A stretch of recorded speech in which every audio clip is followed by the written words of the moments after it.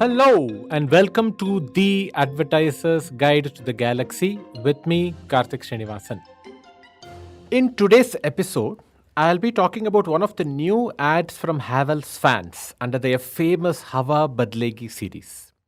The reason for picking this campaign is because Havells is relaunching the series 5 years after they had paused it in 2017. Havells kickstarted the Hava Badlegi series of ads way back in 2013. The agency Lolentus initiated the series with 4 ads that use the Hava Badlegi phrase as a dual meaning pun that addresses the industry segments Havells is in, primarily fans, besides other white goods too, and a personal act against social norms. Hence the Hava Badlegi refrain, Hava to denote the fans' context and the overall phrase indicating social change. The idea was smart to put the product in the background where the main plot is about vocal and visible change in social norms. So the initial ads depicted everyday events where there is a marked change in social norms. A household help being asked to sit with the rest of the family to eat dinner, a couple wanting to adopt a senior citizen from an old age home, a guy wanting to change his surname during a marriage registration, a couple not wanting to state their newborn baby's religion at the hospital. What do Havells fans have to do with the situations? Nothing significant except for the fact that they are shown towards the end, just doing their job either as a ceiling fan or as a pedestal fan. Flimsy brand connect? Perhaps, but I reckon this was the plan. To elevate the depiction of the fan from mere feature level communication to situations where they are used as mere incidental items in the background, which they really are anyway. The fans do not power social change, but I assume the brand wanted to be seen as more than a simple fan brand. The series provides gravitas to mere fan advertising and puts a halo on top of the brand. It also gives people to talk about a fan advertisement that goes beyond mere features, something that is largely insignificant in our lives beyond a small purchase window. Then, buoyed by the success of the launch campaign, Havells had a go at the same theme in 2014 too. The success of the previous year's campaign was perhaps a bit too marked in the minds of the brand and the agency, because the 2014 ads all had a political backdrop now. Perhaps the 2014 series was a success too, because the brand and the agency extended the same idea to 2015 too. But for some reason, the framing this year was changed from Hava Badlegi in Hindi to Winds of Change in English. It's the same thing, only the articulation's language has now changed. So the 2015 series touched on even more supposedly controversial themes. There were 4 ads in 2015. Take a look at the first one, for instance. It addresses interreligious marriage and touches upon the topic of conversion, but not in a way you may think. You've got to see the ad to know what really happens in the ad. It's clear that both the brand and the agency were experiencing considerable attention and success year after year, despite handling seemingly controversial themes, that the 2016 campaign's first ad touched on yet another controversial topic, reservations. The framing was again changed from Winds of Change to Main Panka Hoon. Here's where the articulation seemed to move away from what was till now normal usage.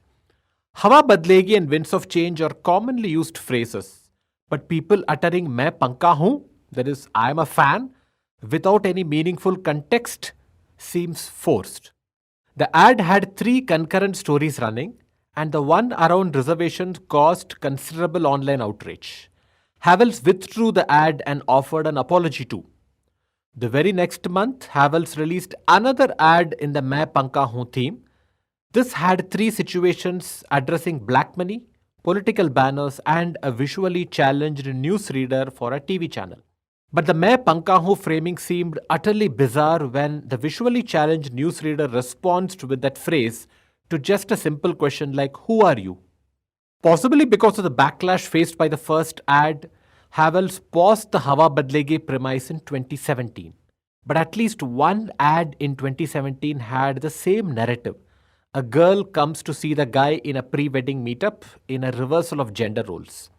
The other ad had just a charming girl-guy banter with no specific progressive premise. But even though the Hava Badlegi theme was not used, this series in 2017 made a big shift. They actually showcased specific features of the fan as an integral part of the narrative for the first time.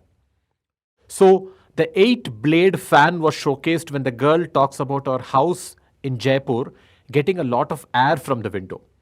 And the other ad featured a dust resistant RT looking fan. And then a long pause. Havells did not use the Hava Badlegi or the Winds of Change or even the Main Pankha Hu premise all through 2018 to 2021 until they restarted it in 2022.